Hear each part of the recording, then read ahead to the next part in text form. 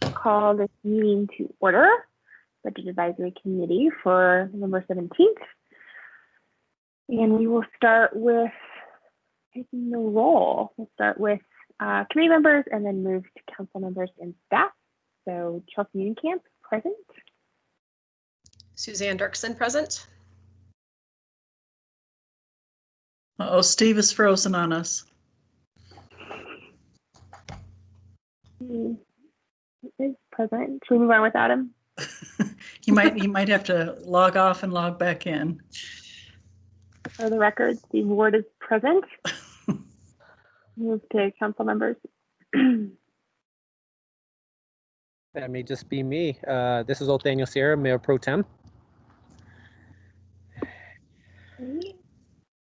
And staff. Christina Underhill, Parks, Recreation, Library, and Golf Director. Sean Lewis, City Manager. Jenny Nolan, Budget Administrator. Great. And Steve, you're back. Do you want to officially? Yeah, so for some reason my laptop just randomly rebooted. So sorry for being the problem child today, but I'm Stephen Ward, committee member. Wonderful. Glad you're back. Move to approve the minutes from October 27th. Is there a motion to approve our minutes? So moved. Second. All in favor, say aye. Aye. Any opposed? Motion passes. Minutes are approved. Great. We will move into our new business. We are very excited to have you with us, Director Underhill, and I think you have one of the best department names because it includes golf and the library and park. All the fun stuff. Exactly, not a bad gig. So we're excited to hear from you, hear about your upcoming budget, and some of the questions that we've sent over. So the floor is yours. All right. I'm going to share a presentation with you to stay on track, and hopefully it helps for you all to follow along, and I don't have to read every single thing on here. So again, I'm Christina Underhill with the Parks, Recreation, Library, and Golf Department, and I'm here to present the 2021 operational and capital overview, as well as answer some of the questions you had. Hopefully that slide forward for you guys. Did you see the 2020 versus 2021? Okay, I've had it stick before and not forward on, so I just want to make sure. So this is the overview for the Parks, Recreation, and Library budget. This does not include golf, and I'll cover that in a minute here. Really, for the 2021 budget, the additional requests are only equaling about $59,000 in addition to the 2020 budget. So not a significant increase, and we were very cognizant of the climate we're in with COVID and budget reductions that we've already had to do, and so we try to keep it as consistent as possible with a few increases in personnel, commodities, and capital expenses. I wanted to show this. This is probably unprecedented for the city as a whole over the years, but we have had a significant revenue loss, and it's nothing to brag about or be excited for, but it's all due to COVID, and it's something to watch and monitor. We're about $1.2 million short this year, and that's due to closures. Pirates Cove, we were lucky enough to open this last summer and allow patrons to come in and enjoy the park. And initially we thought we'd actually have a much more significant loss than what's projected based off the variances that were being allowed. But we were able to bring in $609,000 in revenue, which was much more than we anticipated. We were very happy that we were able to do that this summer and provide a great amenity to our residents and visitors. And kind of a fun fact about Pirates Cove this summer, we had literally every state visit Pirates Cove except for Maine and Alaska, I believe it was. So even with COVID, we saw travelers coming to Colorado and visiting our park. And we were one of the very few water parks, if not the only one, open this summer. So we got a lot of attention and hopefully some future loyalty to the park.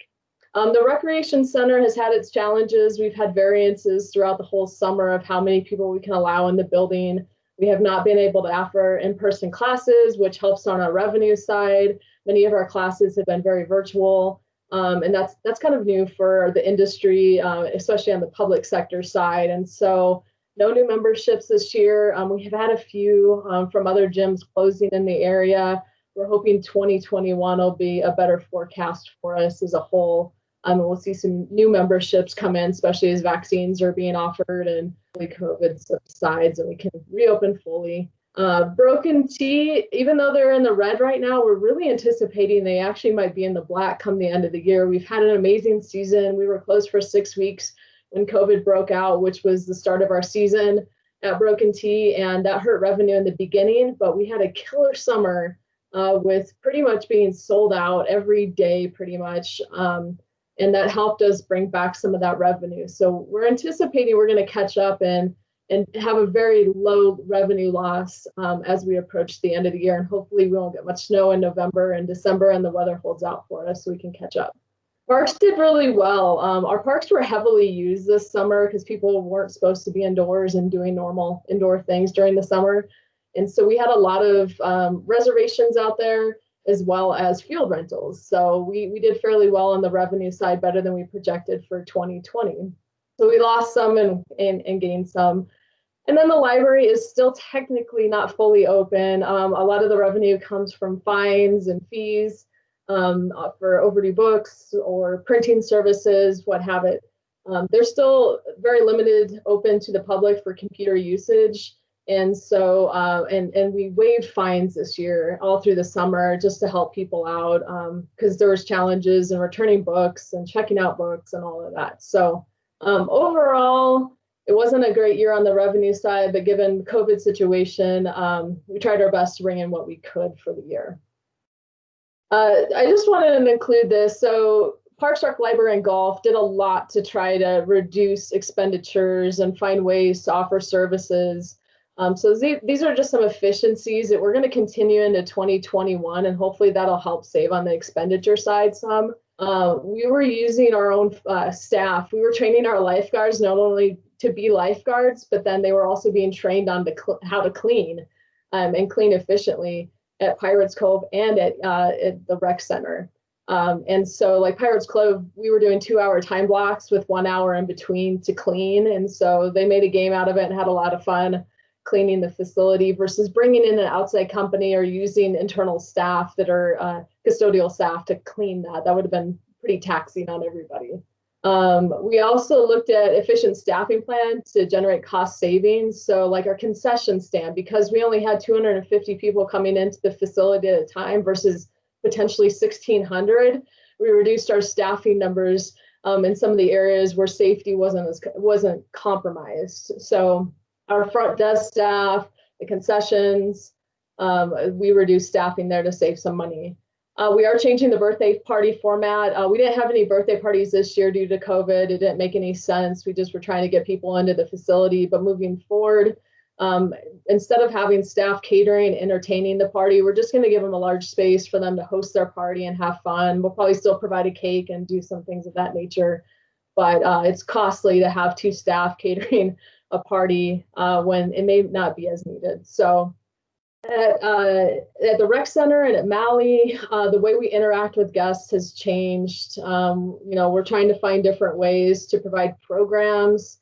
And one good example of this is our group swim lessons. Because of variances and people having to social distance, we changed it to offer more private swim lessons, which actually generated more revenue versus the group swim lessons. So that was one way, and just still trying to provide that customer service, that one-on-one with instructors where we could and remain safe too.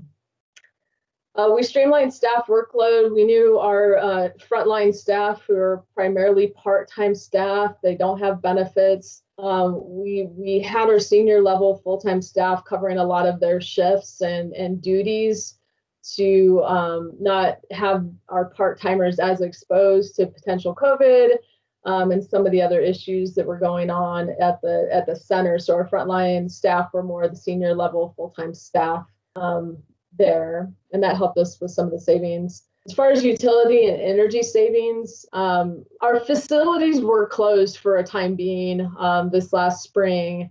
And so we turned off the heaters to the pools. We didn't need to have those running while nobody was using them. Reduce the HVAC system by, not cooling the facility. And overall, we had some electric savings from doing that. We also developed virtual programming. I have to say this is a really unique time in the recreation industry, especially in the public sector, because usually it's pretty status quo with offering programs. And this trend literally made us change instantly with COVID coming on board, and we couldn't offer in-person classes, yet we knew there was a need for both the physical fitness and then the mental break, the mental fitness that everybody needs. And we heard back from a lot of our patrons that thanked us for trying and offering programs that they were missing greatly. And we know that's a quality of life service. And so this is something that's going to continue into 2021 and beyond. We were forced to go virtual. And again, it wasn't anything I think any of us in the recreation world have been trained on how to do. We had to learn on the fly and get our instructors all on board. And then I'll talk a little bit later about the park ranger, but we've had issues in our parks with off-leash dogs and park usage that was inappropriate, homeless issues in our parks. And so one way to be more efficient and throughout the city is to allow code enforcement to go more back to their code side and not in the parks as much. And so in 2021, we will be obtaining a park ranger who will actually be in the police department side of things and offering their services to keep our parks safe and people following the rules. And then golf, we had a payment process, pay in advance of play. It sped up people checking in so we could get people out on the course. We didn't have a whole line of people waiting to get checked in and paid. So they had to pay in advance. We adjusted tee times to be more spread out during COVID. So foursomes weren't on top of each other. A lot of people loved that, less complaints throughout the year. And then maintained on-site staff. Even when we were closed, we were allowing people to utilize the course to go walking or running. No play was allowed, but we kept it open and we kept staff on site, both in the maintenance piece and on the operations side. So it was a good service we were able to offer. From the library side, we tried to save a lot of money, and we did a good job on that by not filling positions for part-timers. We were already reduced service levels as it was. There was no point in hiring anybody this month. We finally have filled those positions in anticipation of reopening, and then COVID spiked again. So we're dialing things back, but at least those positions are filled, but that was a one-time cost savings. If people took vacation, we didn't fill those time slots for them. We just covered it with the staff that we had. We had to cancel a lot of in-person programs, and that was a big challenge. And that's a big piece of what the library does, is that connection with the community and offering those services. But we did redirect a lot of the programs to virtual. So if you're a fan of the library and follow us on Facebook, you'll see we do a ton of virtual story times and craft projects and science projects and different things. And so we've tried to stay connected to the community and offer programs while we've been closed or limited services through this year. These are some priorities and initiatives. We actually have one I'll talk about on the capital side that was recently added in. But the broken T irrigation system is 30 plus years old. We are going to get that designed this year so we can be ready to invest when it comes time to implement a new system. Still working on strategies to increase participation and engagement in the community. That's really big for the viability of our parks, recreation, and libraries and what we do on a daily basis. The library has invested some of the funds from this year to create a team space.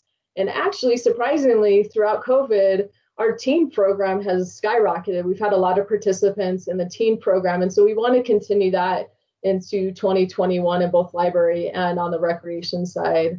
And then increased remote and virtual offerings. Again, like I said, this isn't going to change. It's not going away anytime soon. And we'll continue to offer those virtual programs to our community.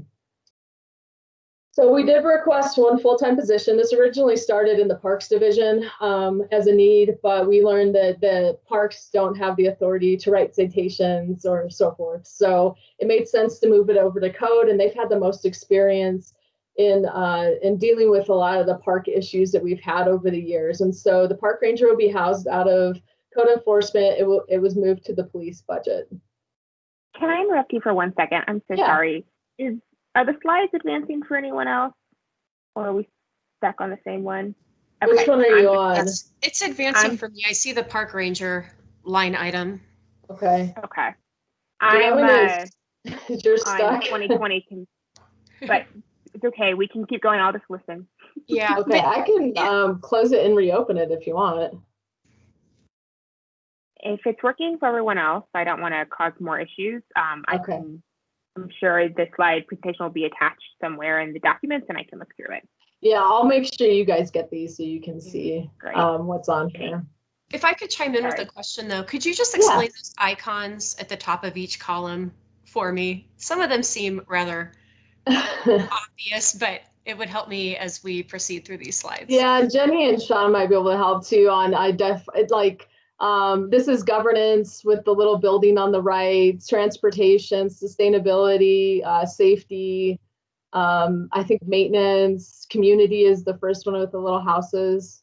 And so we were tasked with, developing what the request would fall under. So for the park ranger, it was, addressing community needs and safety in our parks. So that's why you see the 35 and 65% on there. So that Does that make reflects the sense? impact to the various areas of the community. Correct. And Thank you. it's- Yeah. We'll If go I back to could- budgeting for community goals. Yeah, if I can add to that, it also, it's actually based on the strategic plan. So when council created the new strategic plan, starting with the vision retreat back in January, and then staff put their vision into categories, and they were similar, they were exactly what Christina said. It was actually neighborhoods, but communities, close enough. But I think she got all the rest of those right. So yeah, we're really just trying to tie our strategic plan to our budget process. I like it. Thank you. Okay, I restarted it to see if everybody can see this while we were talking. So the next one is program service level change. And the first two are items we ask for annually to address down on Broadway, to beautify Broadway and make it an attractive area. Even through COVID, we received some funding to add additional lighting down there since we're moving outside. All the restaurants are moving, they're dining outside. So there's Broadway. We'll add some more in here in the near future for more holiday lights. The flower pots are addressed through this. The third one is library now oversees the mail services. So all the incoming and outgoing mail is out of the library division. So we had that transferred from IT over. The Museum of Outdoor Art contract, myself and Mark Mullis from the library oversee that. But the money actually comes out of City Council's budget. So this year for 2021, it's going to be $24,000. And the next following years, actually the amount is zero. So this 2021 will be the last year we'll contribute to the Museum of Outdoor Arts. And that was a council decision.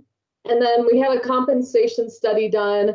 And that's the amount that's going to be added to our budget for bringing people up to mid-range or out of the minimum wage range. We had quite a few staff at the $12 or less hour, and I believe it's moved to $12.35 this year for minimum wage or 2021. So we're bringing everybody up to meet that.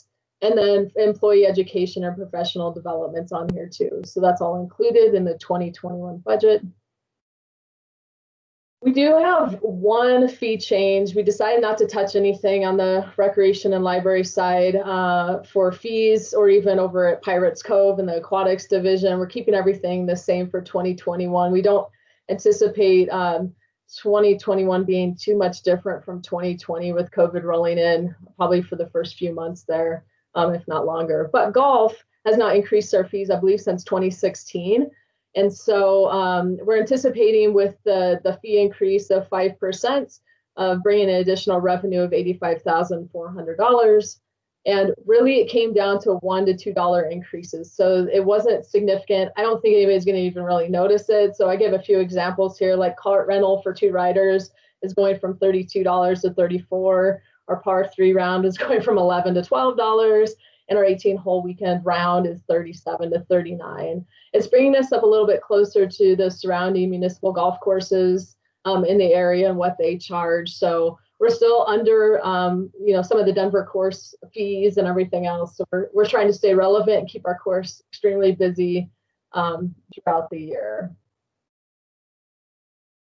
And this is our golf course enterprise funds. We're only increasing the estimated cost adjustment for $9,000 in 2021. We're trying to stay kind of on par, no pun intended, with previous years. And we had a savings from a retired golf superintendent. That's at $45,000. So we're planning on staying the course. We did promote one of our employees to the golf operations superintendent, and she's actually a supervisor versus superintendent. And we've hired a new staff member who filled a vacancy in our golf maintenance side. So he's our new golf maintenance supervisor / superintendent over there. So again, this is an enterprise for revenue, and the goal is to always, do better on the revenue side than the expenditure side. And that's the hope this year, that we'll at least balance out and not be in the red. And then I won't go through all of these, but these are our capital projects for 2021 and where we have funding to do some work. We try to spread out the funding year after year to have some funds to cover need. The Bellevue Train Park maintenance is one that we annually inspect the track, make sure it's in working condition and good conditions. We need some funding in there. Fitness equipment we have to replace annually, not all of it, just some of it as it ages out. Pirates Cove, we're actually doing some maintenance over there right now. We have had a couple leaks over in our comp pool, the big lane pool that we have. And so we've been tearing that up and getting those fixed before season hits next year. So having these funds is extremely important to keep everything up and running. Here's some others from our open space, tree replacements, the flower bed program. If you're familiar with that, we use volunteers for half of our flower beds in our parks to plant. So it saves us some money, but yet we still provide the materials for them. We like to have this grant matching, and I'll talk about our next capital fund that we're going to be using in 2021. And we are going to try to go after some grants. So this grant matching is going to be extremely important to have that there, so we can hopefully get some more funding to do some more with our parks as we renovate some of them. And then we have the public improvement fund that was not approved to move forward with. So our parking lot upgrades will make do for a year, and none of them really need to be replaced. Some striping and crack sealing, and we can do that out of our general fund budgets to keep them up.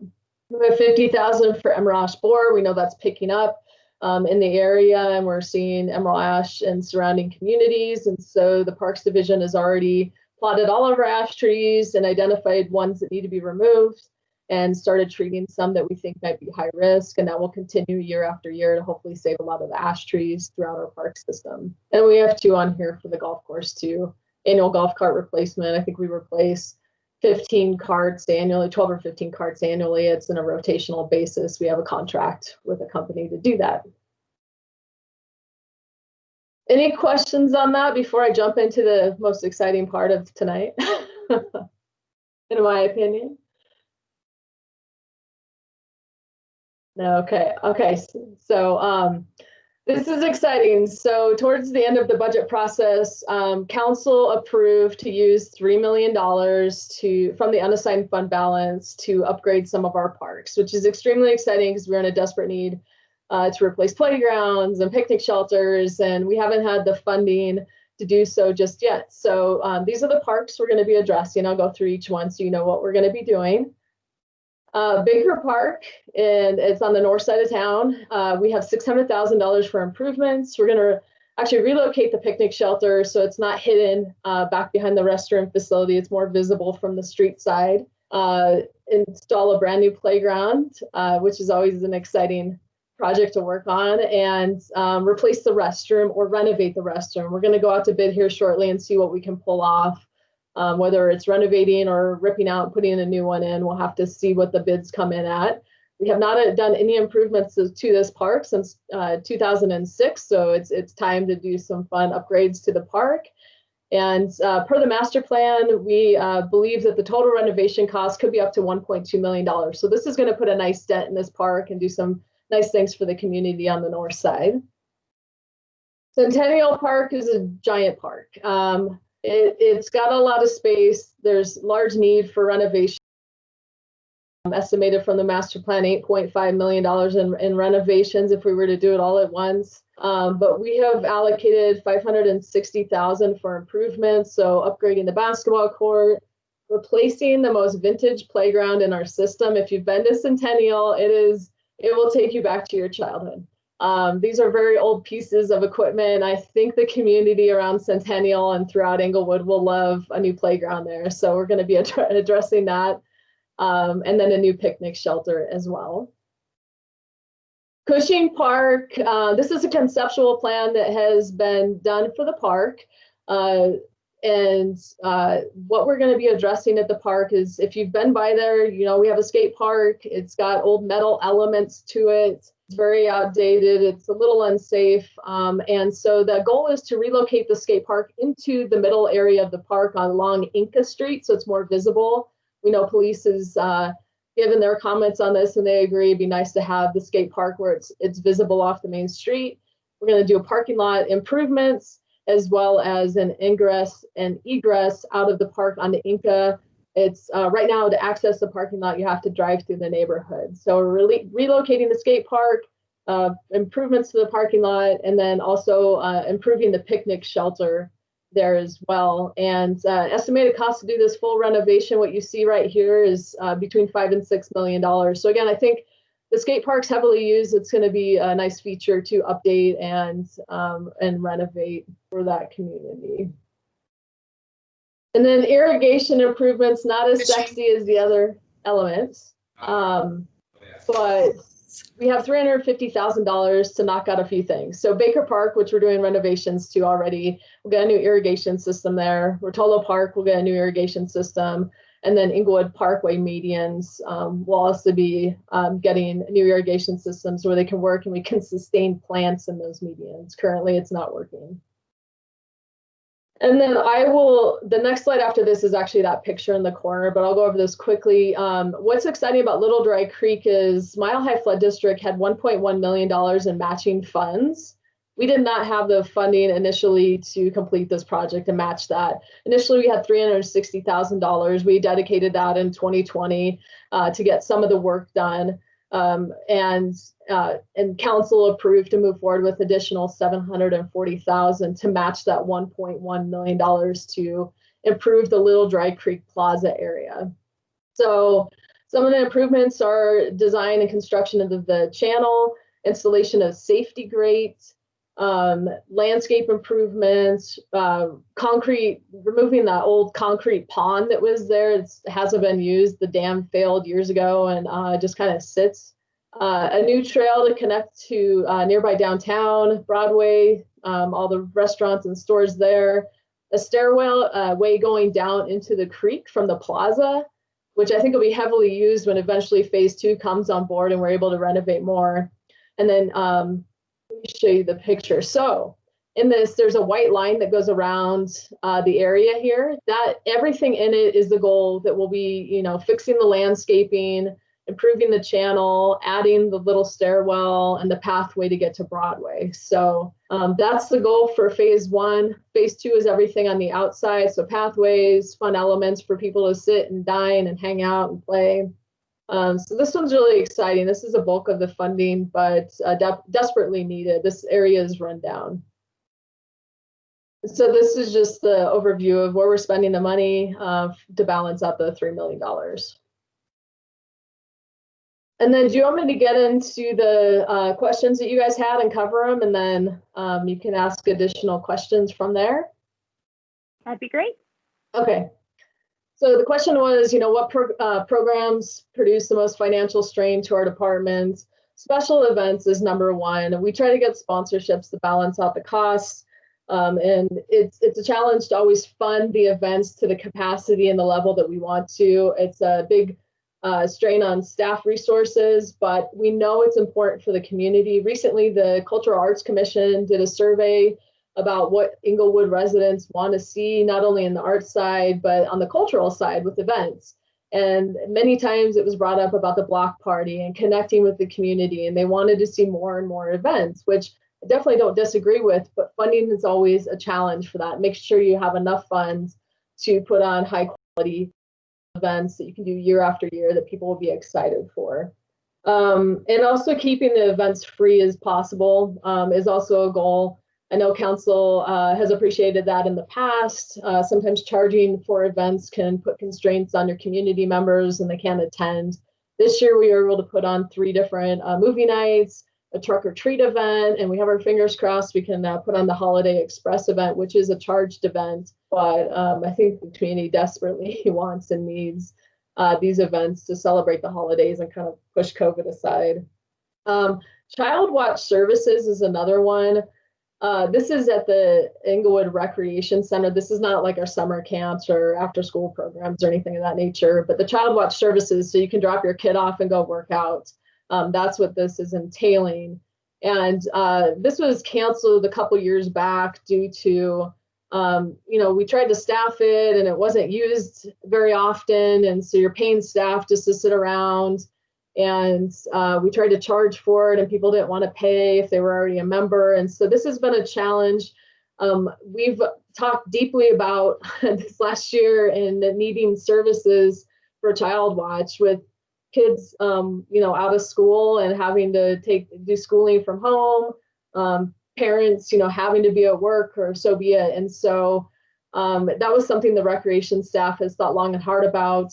And if we had finances to bring that back, we would, because we think at this point in time and moving forward, it would be something that's needed. Library digital products is another one. We have Access 360, Hoopla, a bunch of online databases. This year we tapped out our budget very early on this summer for Hoopla. If you're familiar with that product, you're able to go on and download a whole variety of streaming services like movies or TV, music, books, different things like that. And we were finding that if somebody tried to log on after like 9 a.m., the service was already technically like sold out based off the package that we had. So we had to up that service knowing that we were getting heavier use from our residents and library patrons. And digital products from the library side, they're not cheap, but it's definitely something that's used and respected by the community. This is a big one. Aging infrastructure, repairs and maintenance on supplies and equipment that we have in our system. You look at your park system, we talk about the irrigation and it being 30 plus years old. It's not cheap to upgrade our irrigation systems, replace equipment. You look at Pirates Cove and the broken lines that we've had in the comp pool and needing to fix those. Last night, there was a presentation to council about asset management. And I think implementing an asset management system will help us in the long run be able to predict and use preventative maintenance so we can have functioning everything from our fitness equipment to our pools to our splash pads, irrigation, you name it. But it's very costly and it's always playing catch up at this point. And then the last one's a big one. This is more prevalent probably this year's past, but we've seen an increase in homelessness.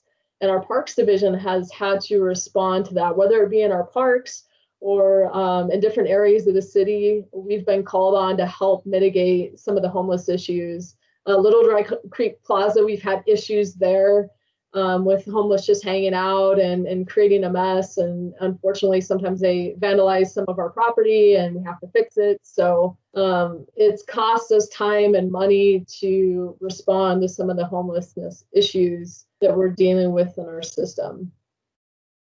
And then if we had a 10% budget increase, the first thing we all discussed across all divisions was an increase in pay to frontline guest services.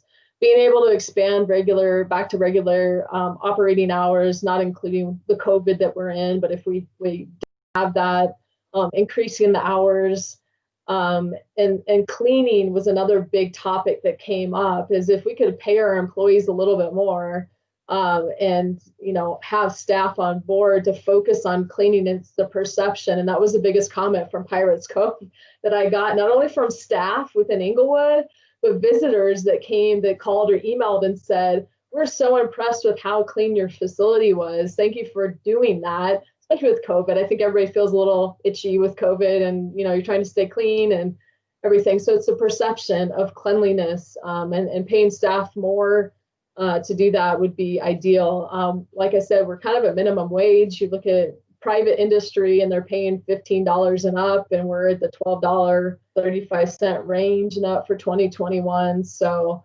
that's a challenge. There's been a lot of talk, and our staff are working on. We have a location at Malley, and then also the library has been doing a lot of research and talking to Littleton and some other agencies about offering licensed clinical social worker to be on staff or present in our facilities. So for Malley, it's our senior population, and ensuring we're providing services outside the regular recreation world for those seniors to get services that they can hopefully better their quality of life because of a social worker helping them to obtain something that they couldn't do on their own. And we find our staff have to do that a lot, bill paying and weird stuff that normally a staff member wouldn't do. They're doing out of the goodness of their hearts, helping them get logged in, and it's been uncomfortable, but a social worker could help connect them, seniors, to those services. And then we also in our library experience, when we're fully open, homelessness and people who are in need that come into the library for free services, to use a computer to look for a job or housing or whatever it may be. And so having a social worker on site that can provide services and help these people find what they're needing, we think is a really big need. And I think it's going to grow over the years. Unemployment is reaching its heights right now with COVID and job loss. So we're anticipating a social worker will be needed for years to come. Enhancing the customer experience. It's not cheap to do virtual programs, but we know it's needed. And we want to continue growing our programs, expanding the programs both virtually and in person, and keeping relevant to our community. Hiring great instructors that people will look forward to seeing and want to sign up for those classes. We talked a little bit in the last slide about the repairs and maintenance of facilities and equipment and being preventative versus reactive to maintenance needs throughout the system. It's always more costly when you're reactive versus on the preventative side. So we're cognizant of that. And then partnership with local nonprofits to provide ready-to-work services for homeless population.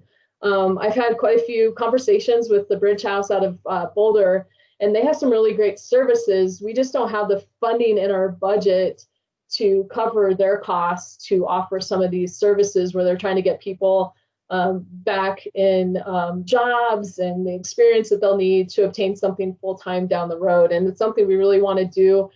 This service could be offered both at our golf course and our parks. A lot of it's manual labor type work that's provided, and they do other things as well. But it's an exciting opportunity, especially when we're dealing with homeless almost on a daily basis in our parks, to know that, hey, we can have a really great partnership to help these people get back on their feet when they're willing. So with that, I am happy to take any questions. Thank you so much. So helpful. Does anyone have any questions?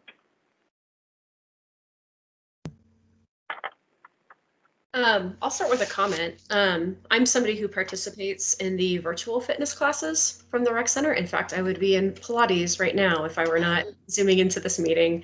So those have worked out really well for me, as much as I would love to be at the rec center. But even socially, it's nice to see my rec center friends. And I know it doesn't work for everybody, and I know your volumes aren't what they were a year ago, but I just wanted to provide that feedback to you, that I'm somebody who's grateful and routinely uses the virtual format for those fitness classes. And awesome. I'm happy to hear that. I'm glad you're using it. Yeah, no, we are. Good. I have some similar feedback. Just wanted to say I really admire what the city and what your department specifically has done this year to pivot in the situation that we've had. I thought that the drive-in movies were awesome and really executed in a way that felt safe and really well done. But then also having curbside library things available. I'm a regular audiobook listener on Hoopla. All of those things really contribute to, I think, what I know me and many of my neighbors feel was a great quality of life in a hard summer.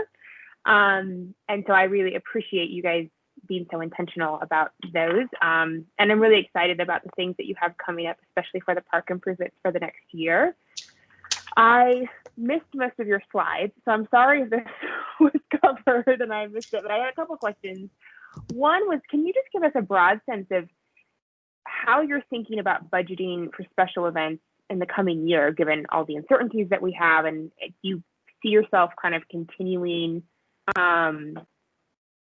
status quo for the time being, or how are you thinking that through? That's a great question. And daily we're talking about special events. And I didn't add this in, but we are obtaining events in the Parks, Recreation, and Library Golf Division. Currently it's in communications. We still do some special events through the recreation, like Holiday Express and movie nights and different things. But so we're inheriting the events coordinator. And we've had a lot of conversations with the unknowns of COVID. And the goal would be to offer similar programs like the movie nights, drive-ins, socially distanced type events, and if COVID continues with restrictions in place. So we would love to bring everything back as we have had in years past. And I have instructed staff to plan to that nature. So if everything lifts and we can go back to what we once believed was normal, we'll be able to do that. But bringing Tony, our events coordinator, over, she has a great connection with the businesses in Inglewood and a lot of our residents. And so the goal is to continue to seek sponsorships. And we have heard from many businesses, they do want to sponsor, they want to participate in the events, which is very hopeful for revenue generating to be able to cover some of the expenses. We do have a budget to cover some of the special events to make sure they can happen. One of the other things Tony's going to be doing is naming rights, and that could hopefully generate some additional revenue for the city for that, but that's a bridge we'll have to cross. So again, the hope is we can bring back a lot of the events people have seen in years past and loved to a normal status, but those are going to literally have to be addressed probably week by week, month by month, as we get through COVID and know where the restrictions get lifted. So like the Holiday Express is a great example. Staff have been gung-ho and 100% in on planning that event to make sure it happens. And we're waiting for Tri-County Health to respond to our most recent adjustment in numbers for that event. It was supposed to be 90 people every hour we could allow in. It dropped down to 75, so we had to resubmit. It's quite possible we're going into red status. They could put the stop on the event and we won't be able to have it this year, which is going to be a huge disappointment, but it's what we're dealing with and we have to be safe. So it's kind of learn as we go. Yeah, that's a good segue into another question I had, if I may.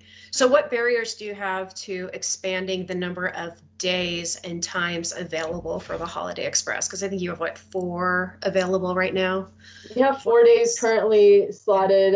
We did extend the hours from 3 to 8. Mm-hmm. So we added hours on both ends of the event to hopefully accommodate more people. If we are allowed to have it and tickets we've had some hours selling out, not all, but if we see an increase in ticket sales, we may look at extending the events another day if we can, to accommodate as many people as we can so they get that full experience. But you do feel that you're optimizing your operations and revenue stream when it comes to all things Holiday Express. Yeah, I believe so. In the situation we're in, we're not going to make as much revenue, obviously, even with extending hours or even days, because we're limited on the number of people that can come in. I see. Thank you. Do you guys charge the same ticket price for that event for Inglewood residents and non-residents? I believe, no, it's I think it's $20 for residents and $25 for non. So it's more for non-residents, and that you'll see that in a lot of our programs. It's usually a little bit more for residents or non-residents. Sorry. And I want to make sure I caught this. You mentioned that Tony is going to be working on naming rights. Can you just say more about that? Yeah. Did I hear that right? You did. Yeah, you did. So we have a naming rights policy for our park system. It's going to be expanded citywide, and so there'll be an opportunity for individuals, businesses to potentially pick something in the city and say, hey, I want my name on that, a bridge or whatever it may be. But that's still in the works. We have a lot of weeds to go through on getting that in place. But again, long term, it could be some additional revenue brought into the city by allowing that. In my previous city that I worked for, we had a policy that allowed for naming rights, and we did fairly well. And it was something that wasn't forever. So you name a bridge and you get that name for 5 years, and then it's up or whatever. And so Sean probably wants to add some more to that. Yeah, I just wanted to point out that that's still really in discussions, and obviously council would have to approve such a policy. So it's very preliminary at this point, but council did ask us during the budget process to really think about ways that we could increase revenue. And so this is something that Christina, Communications, my office have put some thought into. Great. Thanks. So I have one comment, or possibly two. First of all, I'm really glad to see the Dry Creek improvements. That area is high visibility and has kind of been a thorn in the side of the city for multiple years now, ever since that dam failed. So I'm glad to see that coming along, and I'm also happy to hear that it's not all coming out of our pocket. So I would be remiss if I failed to mention how great the Parks Department has been at securing grant money for the city and reducing our cost of tax dollars for supporting the parks programs. The other thing that concerns me, just generally speaking, is the concept of pipes. Irrigation, underground assets, things that your normal everyday parks user would never actually see until such time as they fail and the grass in Jason Park is brown. I don't know that I have anything really to conclude about that, other than I don't know how we get the message across that even though you don't use it every day, and even though you don't see it every day, it nevertheless needs to be maintained. And that's part of the cost of doing business, of having nice parks, of having a recreation center. Sometimes you have to replace the air conditioner. Sometimes you have to reseal the parking lot, et cetera, et cetera.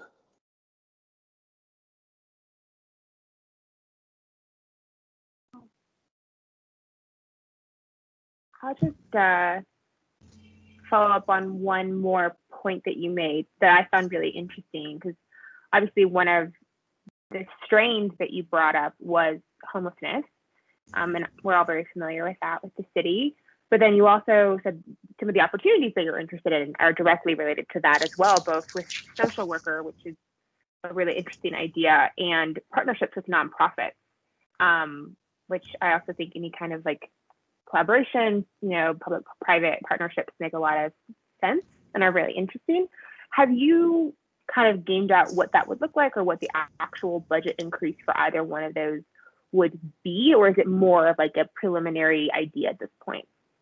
At this point, it's preliminary. I mean, we have had discussions with Bridge House, and they have sent us figures over for what the cost of the program would be if we were to implement it.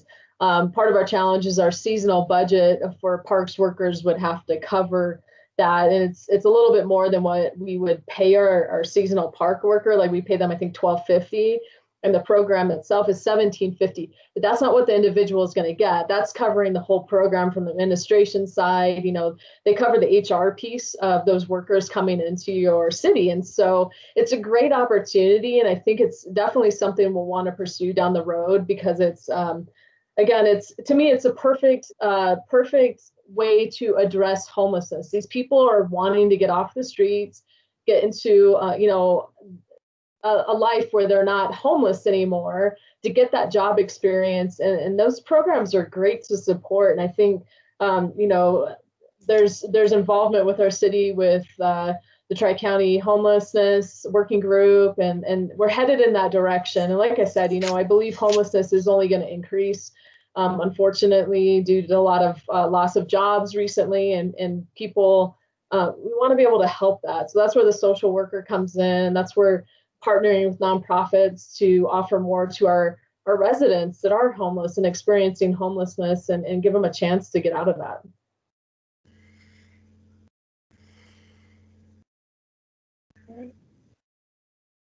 Thank you so much. Any other comments or questions? Yeah, I'll ask one quick question about the park ranger. and maybe this is a question for PD, but how will it be determined how he or she spends their time or delegates their time at any given park? Because I think some parks need their services more than others. Sure, that's an awesome question. And we've had a lot of conversations about that. The goal is, and it's probably not the most ideal schedule to start out with, but have this schedule changing for the rangers. So they're not an 8 to 5 job necessarily, and it's not Monday through Friday. And code enforcement is going to be a huge help with this because they have been dealing with a lot of the issues in our parks and kind of know where the hot spots are. Our parks division knows the same and can help with developing that schedule. And the ranger, the goal is to kind of not to be the surprise, but we want to enforce the rules, and we don't want people to know, oh, the ranger's here at noon every single day, and they rotate through and everything. So the goal is to mix it up, to have them reporting to different parks throughout the day, and not the same each day, day in and day out. And the education the ranger is going to do is a big piece. We don't want to be writing citations constantly, educating the public too. And we want this ranger to be seen as, a friend, not an enemy when they get out to the parks. And so again, the education is going to be a big piece, but a rotating schedule will work with the ranger when they are hired to figure out, what works for them too. We don't want them to burn out quickly because we give them a schedule they can't meet. So again, it'll be a rotational schedule, 7 days a week, but having a few days off here and there, and only 40 hours is what we get them for. We don't want to kill them. I like that. Great. Yep. All right. Well, thank you so much for spending your Tuesday evening with us. We appreciate it very much. Thank you. It was nice to see you all, and have a nice Thanksgiving. Likewise. You too. Thank you. All right. We will move on to the rest of our agenda. Pulling it up. Give me 1 second. Moving on to reviewing the ordinance and considering adding a change to add an alternate member, which was a discussion we had last week. Stephen, you were not here. We were just talking about some of the guidelines for this committee and realizing tonight is a great example where we're missing one member. If one other person couldn't have made it, we would not have had a quorum. There's just not a lot of margin right now since we're down a member, and we thought we'd bring this up for discussion. I see that Jenny linked the ordinance for us. Jenny, do you have any additional thoughts to add on this before we jump in? No, not at this time.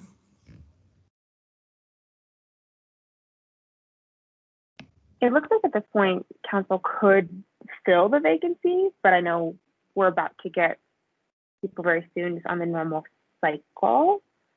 Any thoughts on this in the city? Can't say I'm opposed. I missed the committee's discussion last month, but I guess you could color me indifferent. I mean, having an alternate member would be good in that there would be a bench to draw from. It would allow some people to get some more experience with the city's budget before they start, working on the report with us. So not the worst idea in the world, but I'm not sure of the benefit, conversely, other than that some nights we might not be able to have a quorum, and we would if we were able to see an alternate that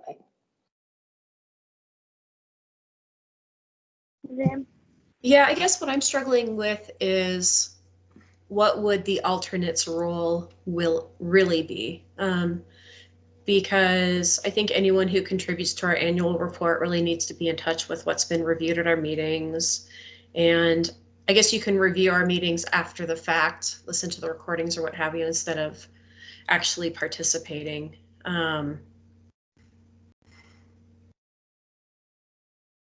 Yeah, I don't really feel strongly either way. I just don't feel strongly that we need an alternate. Yeah, I think in retrospect, we could have maybe asked for the vacancy to be filled instead of waiting. I think that maybe would have been an option, because I think Donna resigned in July? Yeah, so she resigned right after the applications were due. And correct me if I'm wrong, Jenny, I think we did ask if it was an option to fill the vacancy at the time in July or whenever it was. And it wasn't an option, which is fine. And it just caused a little bit of anxiety because we were at risk of not having a quorum, you know, a time or two. So, you know, and it's not likely for a member to resign right after applications are due. It was just a timing issue. So I don't know. That's where I stand on it. I'm not opposed to an alternate. I just don't feel that we have a strong need for it. My heartburn came from the fact that we just had this vacancy for an entire term of boards and commissions.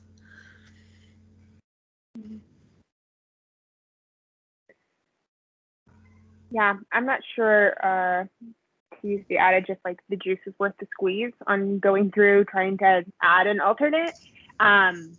And maybe I'm misreading the ordinance, which is very possible. But I think we kind of agreed for simplicity, like, oh, let's just wait till the next round of appointments. But maybe we, in retrospect, could have, because it looks like it says that council can fill the vacancy if there's an unexpired term. We could have done that if we thought that was necessary, but maybe a learning.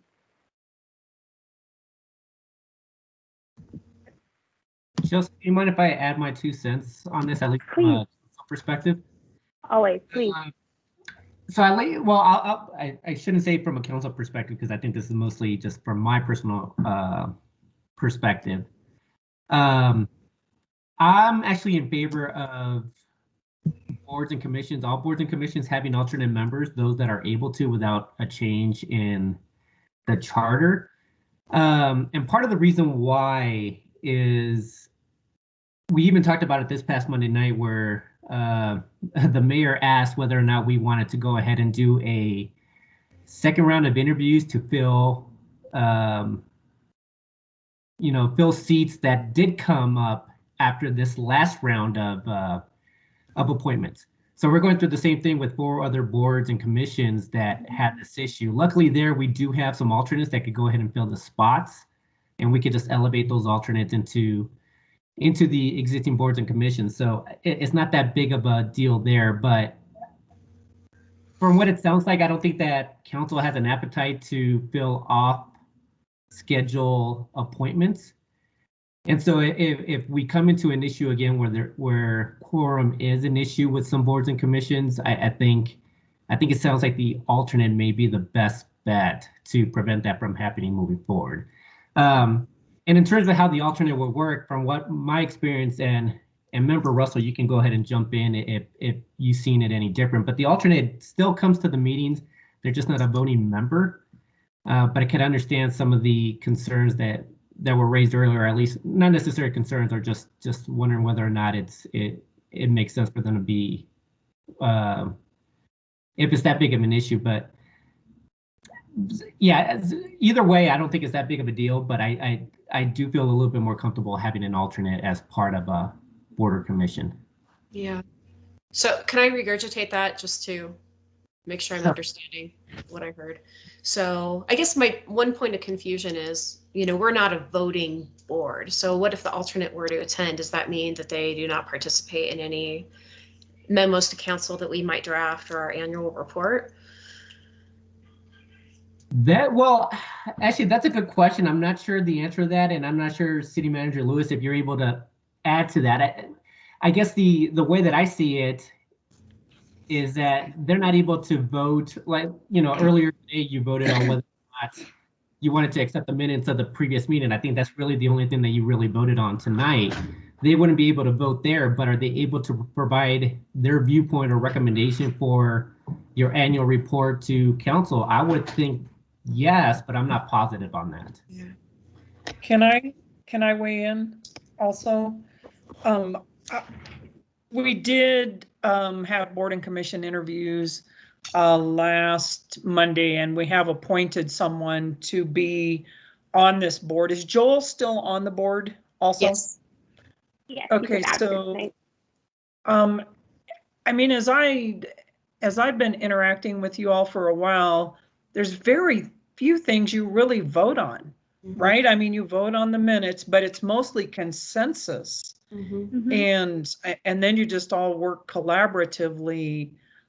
I think it probably would really be up to you all. I mean, I know that you have to have a quorum to meet. Is 3 a quorum for this board? It's I think simple majority is the definition. Yeah. Okay. So right now with 4, we have to have 3, or we're at 5. Well, the other thing Othaniel So said. Go ahead. I think I interrupted you.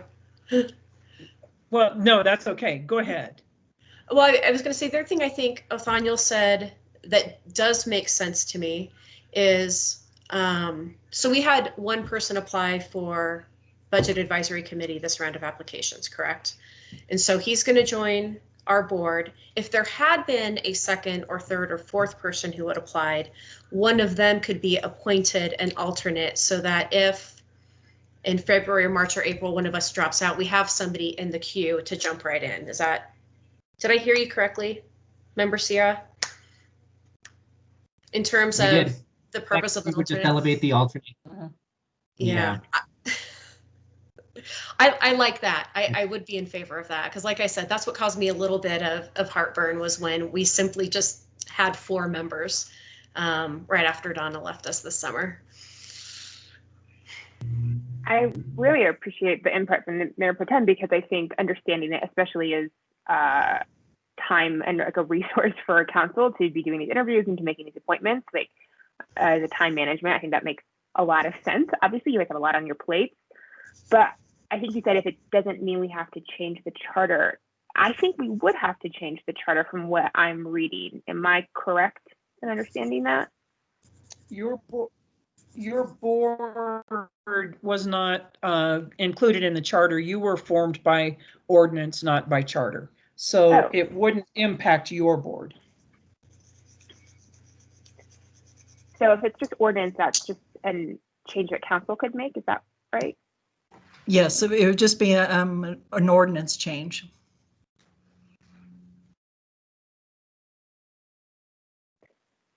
Well, we could vote.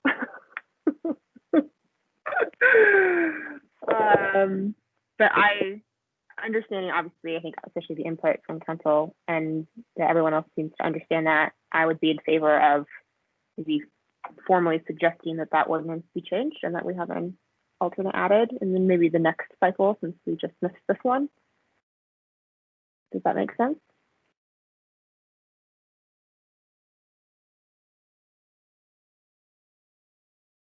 Taking that as a yes. Do we need to do anything official to like make that recommendation, or do members of council just want to carry that, or what does that look like? Sorry. Chelsea, I think we'll have to provide some sort of ordinance amendment, and we can work with the city attorney's office with that for that change.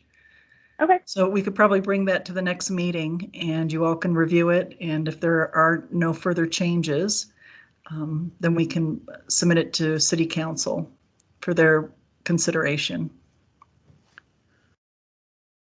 Sounds good to me. Great.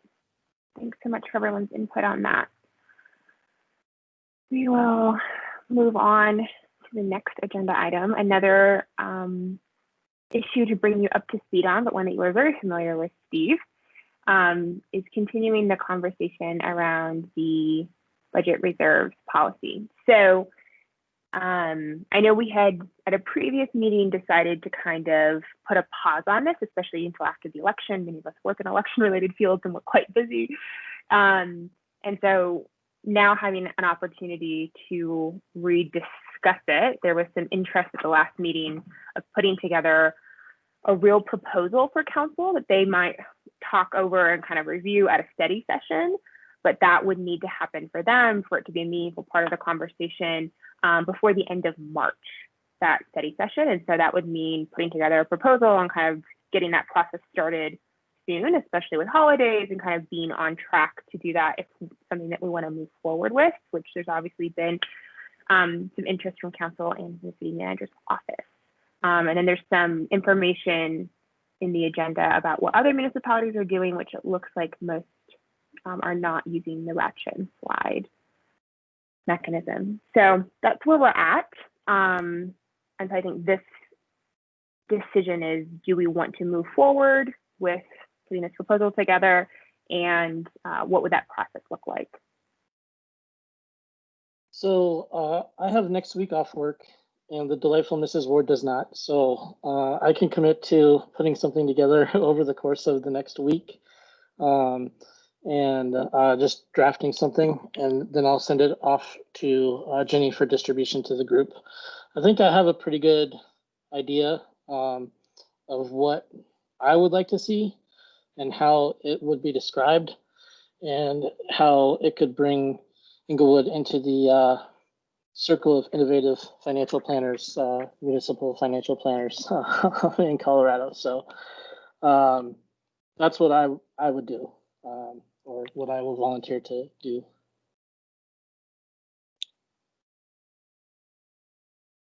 We If everybody's appreciate on board. volunteering.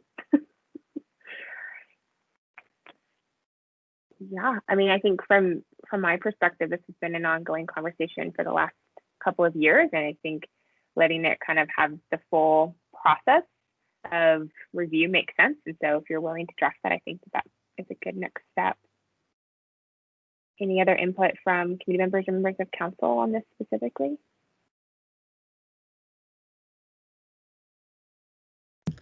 I think it's a good idea to have that. I mean, we did spend, we allotted some of the reserve policy for parks this year. So, but I do think it's a good thing for you all to visit.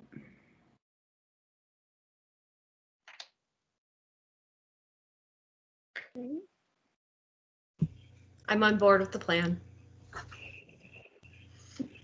Wonderful. And thank you so much for passing on that research, Jenny. It's very helpful. Okay, we have a few things that we'll be discussing in December, which is exciting. Moving on, do we have anything for members' choice tonight? Nothing other than to thank you all for your patience with me the last meeting, which I missed. It was a pretty hellish election cycle, and is a pretty hellish election cycle, to the point where I'm actually working on my resume. So if anybody knows anything, keep me in mind. I'm happy to entertain any offers that you may have. But other than that, that's all I had. I plan on being present fully for everything else coming forward.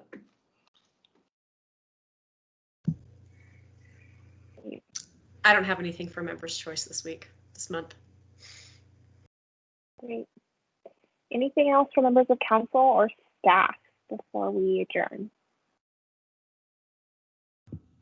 Actually, Chelsea, I guess I'll just ask the question. I would pronounce your last name, but I'm not sure exactly how to do it. So. By the way, okay, we're both in that club, Noonan Camp.